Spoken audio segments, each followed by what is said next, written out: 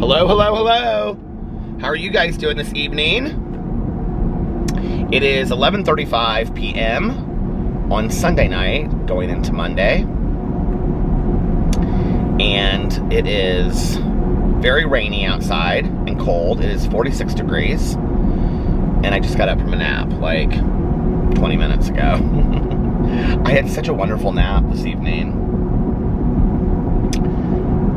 Went to brunch today, got up, went to brunch with Alex. I had a gluten-free waffle. And, oh, you know what? I wanted to get a glass of orange juice today at brunch, and I didn't do that. Oh, well. There will be other brunches. And then I got crispy potatoes on the side, and they were so good. And then I had a cup of coffee. I don't even know what flavor it was today. He didn't say, he just brought us our coffee. And then our server today was like one of our good friends that we see when we go in there all the time. He's really nice. And then after that, I talked to Mel for about a half an hour on the phone. And then we had our book club live stream today at 4 o'clock. And it was really good. We had a really good book club today. And I finished the book in the wee hours of late last night. Got done vlogging, and then I finished the book probably at about 6:30 in the morning. I finished it.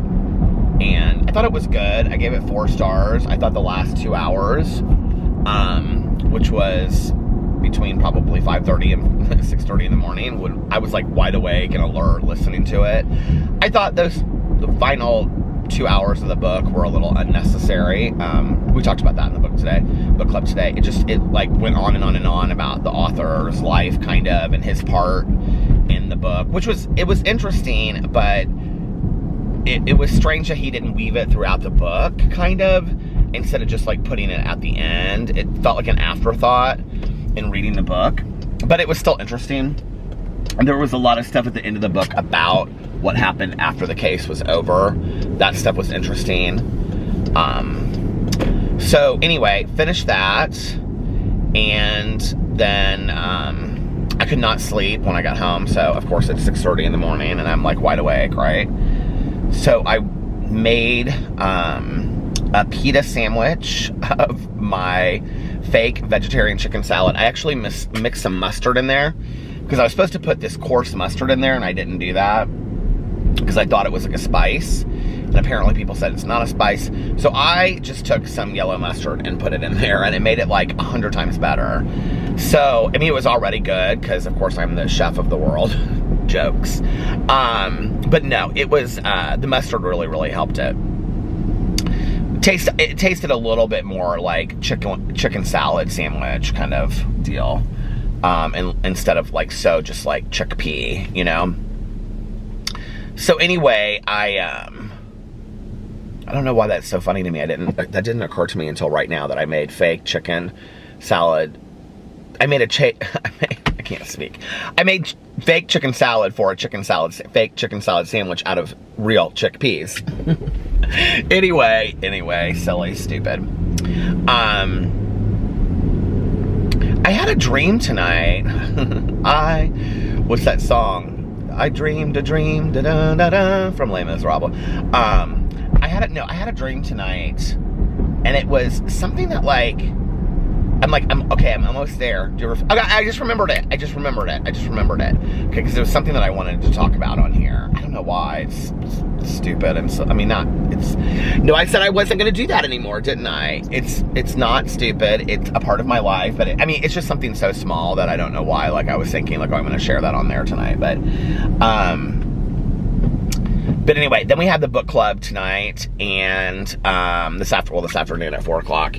And then afterwards, Alex was like watching, he was catching up on all of his shows. He was just laying in bed watching his shows on his computer. So I went and ran a few errands, and I called and talked to Melissa for a little bit, and then I spoke to Mel. And then I spoke to my sponsor. And then I spoke to Valerie. Did Valerie and I talk on the phone, or were we just... texting when I, like, later. Oh no, I called her and she didn't answer. And so we were texting later. And then, before I came home and lay down. Yeah, because I got home and she said, what are you doing? And I said, I just got home, I'm getting ready to lay down. I talked to Tanya. I talked to one other person. Who else did I talk to? There was one other person. I made all of my Sunday phone calls. And then I came home and Alex came down and he had been like, I had gotten him Oreos the other day at the grocery store. So he was eating these Oreos and he brought them down. And so I was just sitting there and I had gotten this white queso. I don't know who makes it. It was really good though. It was a little spicy, but not too spicy. And I was eating it with tortilla chips and it was absolutely delicious. What do they say? Chef's kiss. And yeah, and so then I lay down. I was like, I'm gonna lay down for a little bit. I don't know what time that was. It must have been like right before 8 o'clock because I said because like for me to set my alarm for 2 hours, I consider that a long nap. Yeah, and it was 2 hours. And I ended up sleeping till 11, like right after 11. So and at some point Alex went downstairs. Oh, that's when I woke up the first time because he went downstairs and I said, I could smell food. And I said, what are you making? It smells so good. And he was like, does it? And he was like, we were like shouting back and forth from over the loft. And I said, yeah. And he said, I'm making pizza. He had bought in all these frozen, like just plain cheese frozen pizzas from Costco. He loves the plain frozen pizzas from Costco. So, but it smelled really good. Yeah. And that was my exciting day. I had a bunch of videos that I wanted to make that were on my list, but I just was like, okay, I'll do these on Monday. When I got done with the book club, I just was like, I'm not going to rush around and do all this stuff and get done at 9 o'clock tonight. I'm just going to take a day, relax, you know, sleep. And it was nice. I had a good day. I had a really good day. And then tomorrow... what do I have to do tomorrow? Well, I've got a bunch of videos that I want to make tomorrow. Something else. Oh, I have my literature group tomorrow night. And then we didn't have it last week. So we're definitely going to have it this week. And, was that last week that we didn't have it? I feel like that was last week that we didn't have it. So, yeah.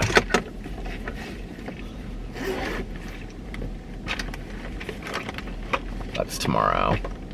I have something else I have to do and I can't remember what it is. Do you ever have so much stuff in your bag? You're like, how did this bag get so full?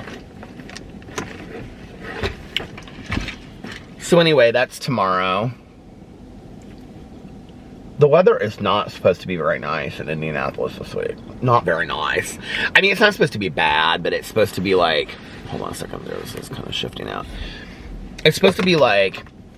Well, I mean, this is nicer than we've been having the last month, but it's like supposed to be like upper 50s, lower 60s, but like rainy kind of. And, oh, that's one of the things I figured out today. So, my sponsor, who loves to like...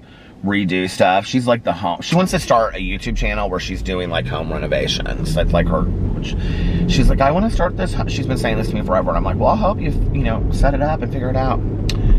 So when I was talking to her today, I said, do you know how to use a power washer? And she's like, yeah, I love my power washer. I'm obsessed with it. And I said, would you come over and could I use your power washer? Or could you do it and help? She's like, I'll do your whole deck for you. I love doing decks. And I said, how long will it take? She's like, well, probably. She's like, I'm very particular about it. And she's like, so like maybe 2 hours. I was like, well, it's like, you know, 15 by 15 feet or something. And she's like, oh, I would love to do that. Thank you so much. I can't wait. And then she's like, and we can do this and we can do that. I said, whoa, wait a second. I said, I need my deck, I need the power washed and whatever. And I said, if you can explain it to me, I'll do it. It'll just take me forever to do. She's like, oh, no, I want to do it. And I was like, well, you got to figure out how much, I can pay you to do this. She's like, I'm not taking any money from you. She was like, we'll just go out to dinner one night or whatever. I said, okay, that's a deal right there. So,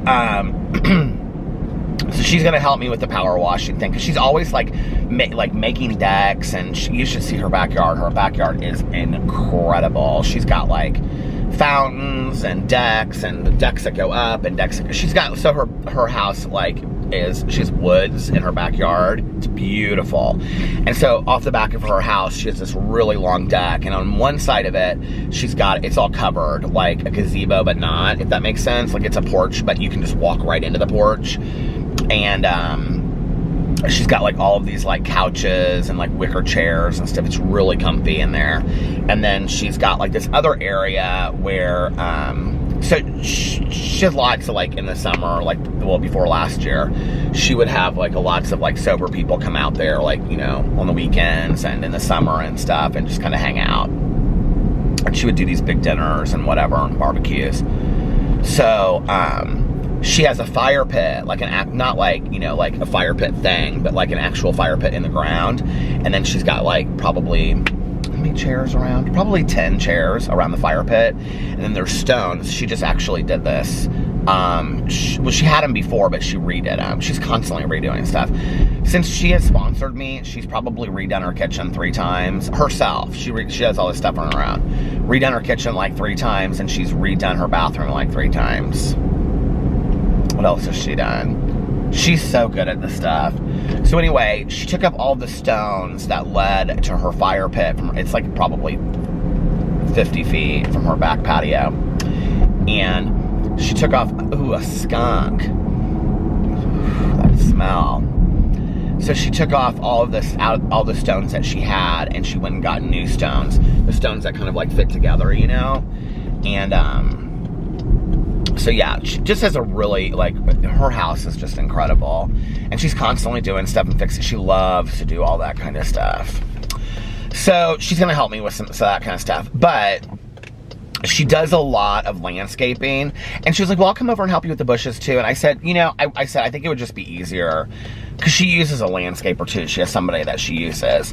And I said, it would probably be easier if I just like hired somebody to come out here and like, because I know exactly Alex and I figured out what we want. We want 4 boxwoods on either side, and then we want taller trees in the backyard, so that our patio has a little bit of privacy. And I just need somebody that can come out and say, okay, and this is how much it's going to cost, and this is what we'll do. And then I'm going to have them come out like once every 4 to 6 weeks this summer, and just like, refreshing the mulch and all of that kind of stuff. So the problem is like when I was talking to Tanya today about, I was like, who do you know anybody that could do it? She's like, the problem is it's such a small job. Like when I was talking about the deck, and when I was talking about, so I was just going to get like an odd job person, to come over and, do something like that. Do a couple things around the house. Some of you had suggested that, and some friends of mine in my life had suggested that too. My mom used to have this guy, I can't remember, it's so funny.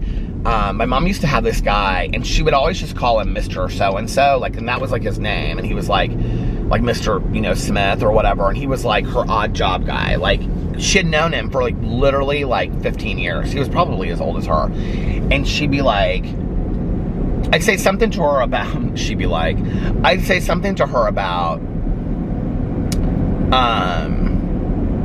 the gutters, and she'd say, oh, Mr. Smith is coming over to do the gutters next week. Or I'd say something about like the doorknob, and she'd say, Mr. Smith is coming over to fix the doorknob. Or the stereo, oh, Mr. Smith, he just fixed the stereo last. It was always Mr. Smith. And it was so funny, because for years I'd always see these receipts that were like just like written up on little pieces of paper, and it would say like Mr. Smith, like, $50 and the date or whatever. If I could find somebody like that was super trustworthy and knew what they were doing, like, that would be fantastic. So that's what I'm looking for. I actually think I might there's a couple of friends of mine that are like really into like networking and stuff. Caroline's good with that. But like the people that Caroline knows are always like huge contractors and stuff. I mean, they're not people that want to like, and here, that's the problem with the landscaping too, is like our walkway is short. It's not like we have tons of yard to do, you know, we just have like a little bit of area. And I don't know that most landscapers want to take on a job like that, you know? But anyway, that was that. So what I was thinking about tonight when I woke up is so crazy. I don't know why I was dreaming about this, but I've talked about this before. My dad's fraternity brother, who is like his best friend for the majority of his life. There's this ad for Panera bread right here, bacon, turkey, Bravo. And I'm like, that sandwich looks so good minus the turkey. I might need to make another one of my gourmet sandwiches tomorrow, you know, that I made on my Peter Desta channel. But anyway, my dad's fraternity brother, his name was Phil, and he was my dad's best friend like his entire life. And he passed away, it's been a really long time now, 10 or 15 years ago. He had a massive heart attack and passed away. Really one of the nicest guys, really nice, one of the nicest guys in the world.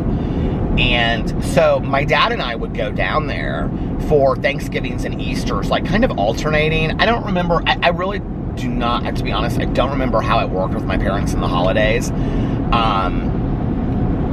I do remember being with my aunt and uncle more for Thanksgivings and Easters. It feels like when I was a kid. I mean, this only went up to a certain age, probably like 12. But I would alternate back and forth. Like, so if I was with my mom for Thanksgiving, I would be with my dad for Easter, and then, you know, back, and then the next year it would switch. Because those were like Thanksgiving break and Christmas break, and then a couple fall breaks. We went down there too. And they lived in Sarasota, and I remember they lived in this neighborhood where, so he was married to, his wife had gone to IU as well, and had been friends, like they were all friends in that friend group together.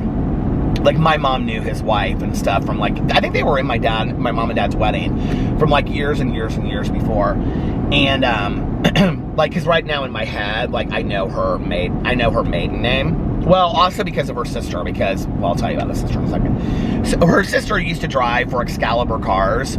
So when we would go down there for Thanksgiving, everybody would get up really early and we would watch the Macy's Day Parade on Thanksgiving. And we would watch her because she would always drive celebrities, and not his wife's sister. She drove celebrities in the Excalibur cars, those really cool cars, you know? So we would all watch for her and stuff like that. And then we would all, on Thanksgiving, we would like go to the beach and, just bit my tongue. We would go to the beach and then we would come home and have a Thanksgiving dinner in the afternoon and stuff like that. Unless it was like super cold. And then in the spring, we went down to the beach a lot. And I remember, and we must have gone down there in the summer sometimes too, because I can remember it being like super, super hot at points that we were down there. Well, spring break would have been like that, I guess. But it was so weird. I have this image in my head, and they had 2 daughters too. And the daughters were like, the next one up from me was like 2 years older than me. And then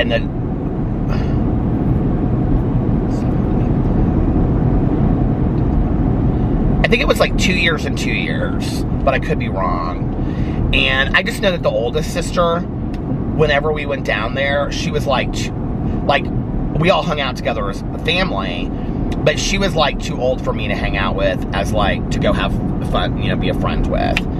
But the other daughter that was younger, she and I, like as soon as I would get there, it was like, it reminds me of To Kill a Mockingbird. Like when he shows up and it's like, you know, when Dill shows up for the summer and it's Dill, you know, Jim and Scout again. Or Dill, Scout, and Jim again, and they're like hanging out, and it's like no time, you know, went by. That's kind of how it was in the summer, or whenever we would go there on vacation. It's like, you know, we would put our suitcases down, and I would like look at my dad, like, can we go? And he'd be like, yeah, go have fun. And she and I would run off and like go hang out with like the neighborhood kids, and they all like lived around. I remember kind of, their neighborhood wasn't on a golf course, but I feel like the next one was on a golf course. The neighborhoods, weirdly enough, looked, well, maybe not, looked so much like, reminds me so much of the neighborhoods in Arizona too. when I would go out there and visit my friend that lived in Arizona way back in the day. But anyway, I don't know why, but I was like, I woke up and I was having this dream of being in the mom's car, and we were going to the grocery store to get stuff and we were meeting my dad and his fraternity brother at the beach. And we went and got a bunch of stuff like salad, like, you know, macaroni salad, potato salad, that kind of stuff to go to the beach, and maybe like sandwiches to go or something. I could just see her in my head in these shorts that she would wear over her bathing suit, and then she would just have a bathing suit top. You know what it reminded me of? It really very much reminded me of The Incredible Shrinking Woman. If you ever watch that movie of like when they're going to the grocery store and it's all like chaotic and stuff. But in my dream, I can see like she would wear this bathing suit, and I could see the bathing suit in my head. It was like this navy blue bathing suit with these shorts and these flip-flops, these like, you know, old school, old plastic flip-flops. And then she would have like a button-down white-collared shirt over it, over this bathing suit. But then like we would all just have, like, I would have a bathing suit on and a swimsuit with like a t-shirt, you know, and the girls would have like their swimsuits on with just like shorts over it. And I can remember that, like it was like yesterday. It was so weird. And I just like, I was in this dream, and I woke up and I was like in the backseat of this car, and we were getting out to go into the grocery store. And that's like a real memory that I had. It's the weirdest thing. And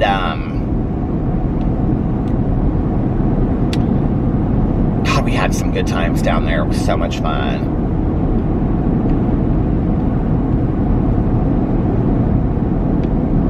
You know, it's funny because like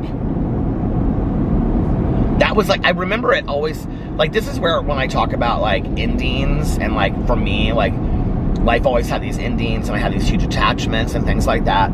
That was where, like, as a kid, like, I always thought through things in a way that, looking back, I don't know that, like, it's normal. Like, I look at, like, you know, my nephew Carlitos, who's probably the age, because he's 8 now, 8.5, is probably the age that I would have been when I was going down there having, like, these thoughts. And, like, I can remember thinking things through, like, you know, this is so weird, like, in Indiana, like, every day for us is, I don't know, maybe this isn't like that deep of a thought, but I would think like, this is weird that in Indiana, like every day for us is like going to the store, going to the racket club to play tennis. And, you know, if we see people that we know, it's like, we see people that we know like at the grocery store, or like shopping at the mall, or like going to the tennis park, or going to the park, or whatever, right? Whereas in Florida, we'd be sitting there, you know, on chairs, and people would come up and they would be like, oh, hi, you know, how you doing, Phil? And he'd be like, I'm good, it's good to see you, you know? Where people just like in Florida, like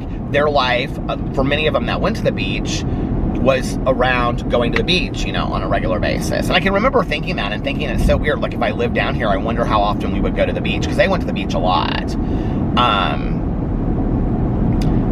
They also, so I can just remember having thoughts like that when I was a real little kid. We always stayed in the one daughter's bedroom, and so she would sleep with her sister. And I remember she had twin beds, and she had this 2 fans that would wrap around, and her room smelled so good. And I just remember it smelled like summer, and it was all like yellow.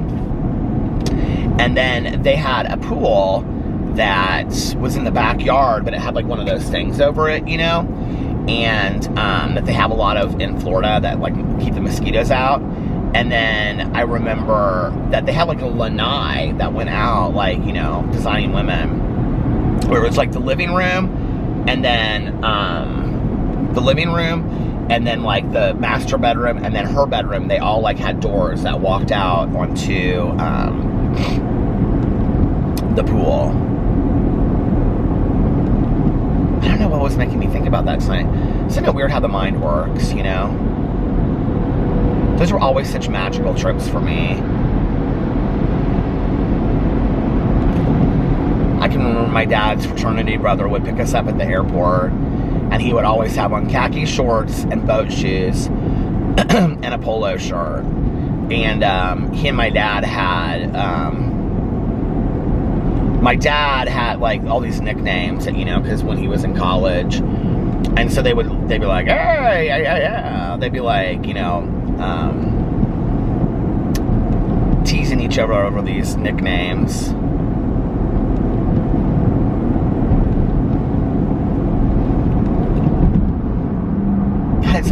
feel like I have the ability anymore to have like a really positive memory without it making me sad in some ways, you know? It's like, it's so strange. It's like, I just like all of a sudden, I saw them standing there and I got really sad all of a sudden. You know, it's like,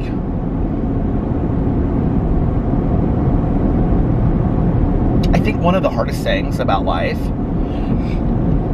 is once you get to the point where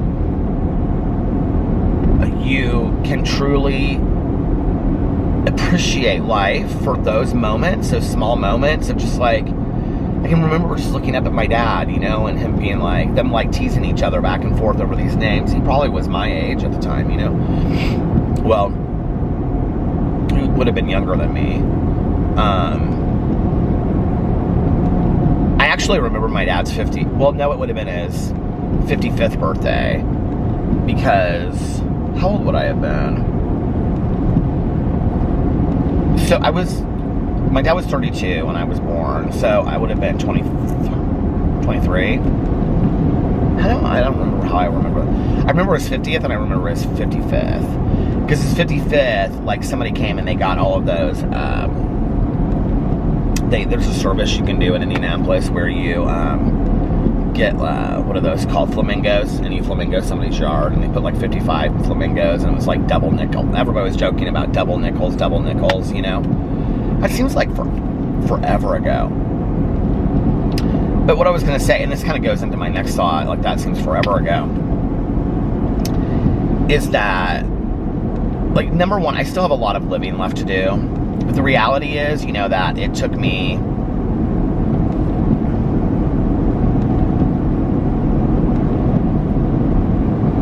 how many years has it been?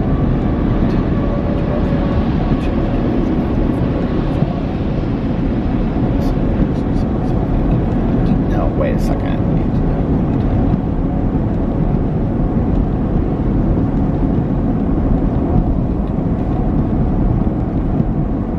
Years, it's been 13 years since my mom passed away.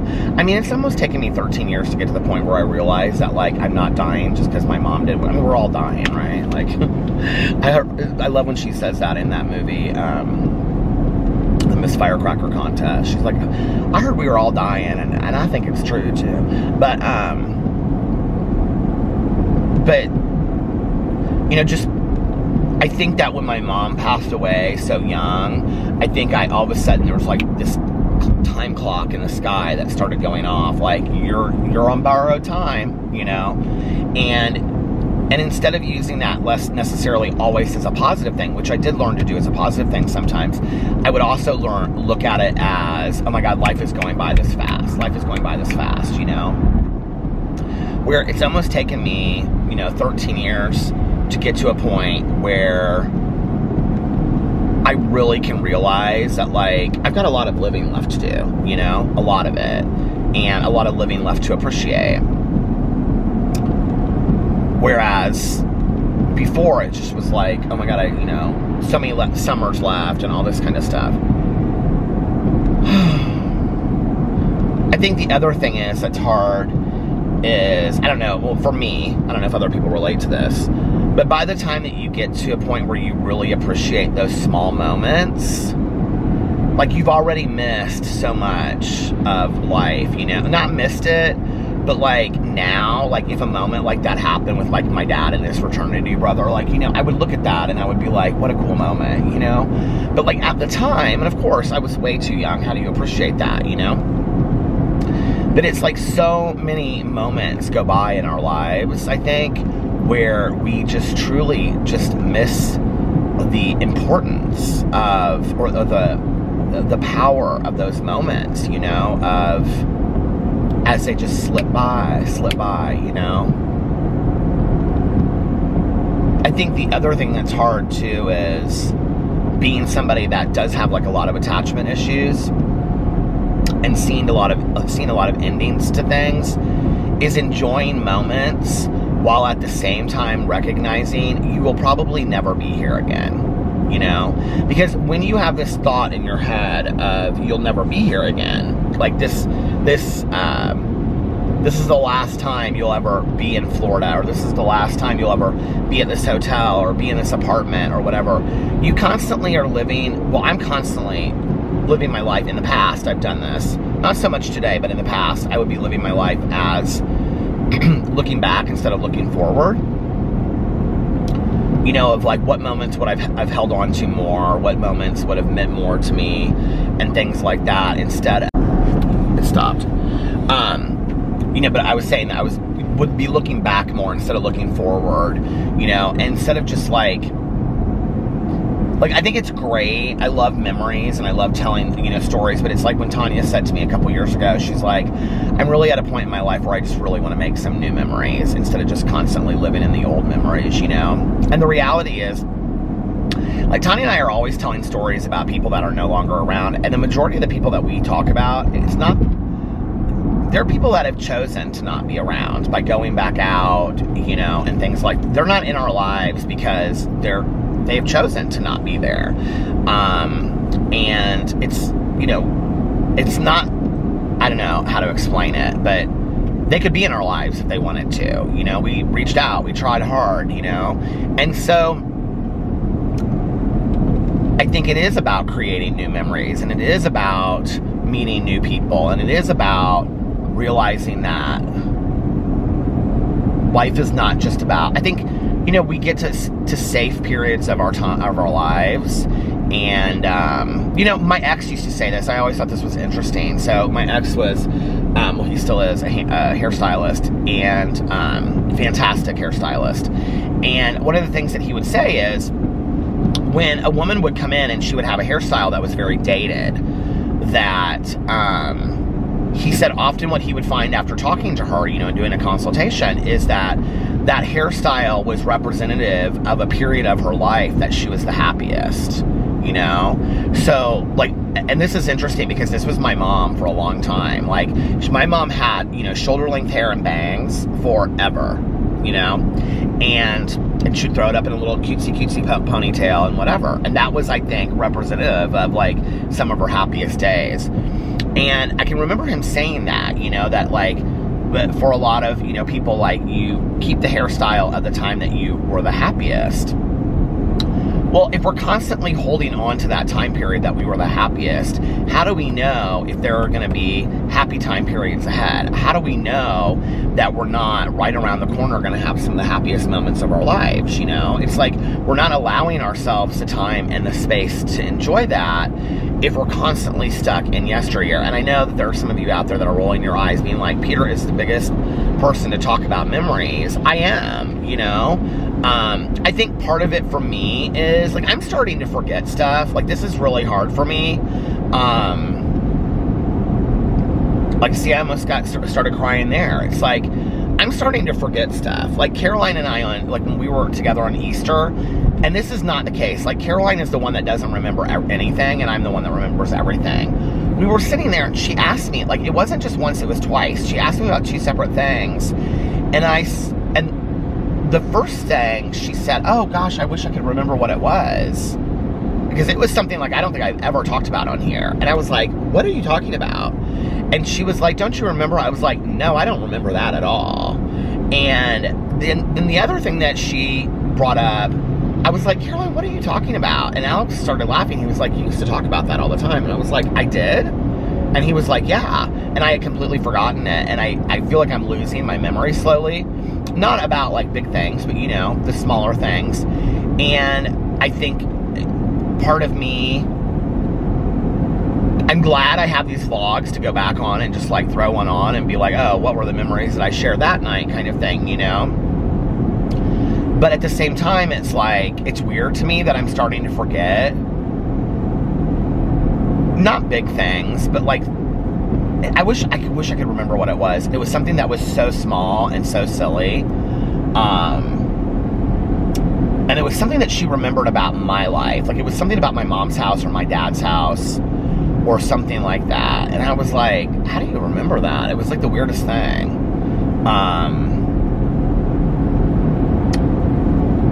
She was like, it's something to do with my mom's house. Because she was like, I used to love to come over to your mom's house because of ... And I was like, what are you talking about? She's like, you don't remember that? And I was like, no. And it was something just so simple, but anyway.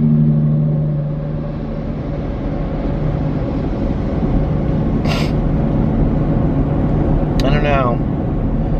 Life's a weird thing, you know?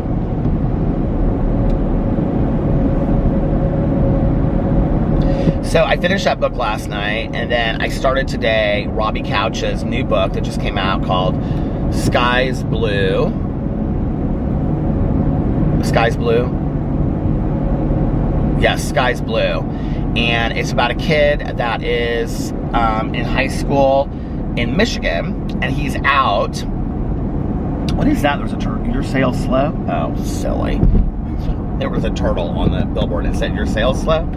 But anyway, this book just came out. It was released on Tuesday, and everybody that I have seen in BookTube is talking about this book. And I saw a lot of other people that are not on BookTube, people in the LGBTQIA+ community talking about this book, and so it just came out. And so I put it up on my Instagram story, and I started it today, and I listened to the first half an hour of it. It's pretty good. Reminds me a lot of Simon versus Homo Sapiens Agenda by Becky Albertalli, which they turned into the movie Love, Simon. It also references Love, Simon at the beginning of the book, which I thought was interesting. He makes a couple cultural references to Simon versus Homo Sapiens Agenda. Well, he doesn't say something about the book. He talks about... It's interesting because the books that he picks to reference, the YA books, are also books that have been turned into Netflix shows or series. Because they did that. Love, Victor. And then they also... He doesn't talk about that. He talks about Simon, but... Simon Spear. Well, he just says Simon Spear. He says, I often feel like Simon Spear, blah, blah, blah. But then he also references Jenny Han's P.S. I Love You, and I can't remember what the third book was. The voice of the main character is very well done, though. Really enjoyable to listen to. The narrator is fantastic. So, yeah. I'm not that far into it yet. But it's enjoyable to read. It's totally different than, going from, a true crime to something like that. It's really, really nice. So if you're looking for, a nice YA... The storyline is very similar to Love, Simon, too. I hate saying that because the book and the movie are different, but they're very similar. It's probably one of the best adaptations of any book that I've ever seen is Becky Albertalli's book to Love, Simon.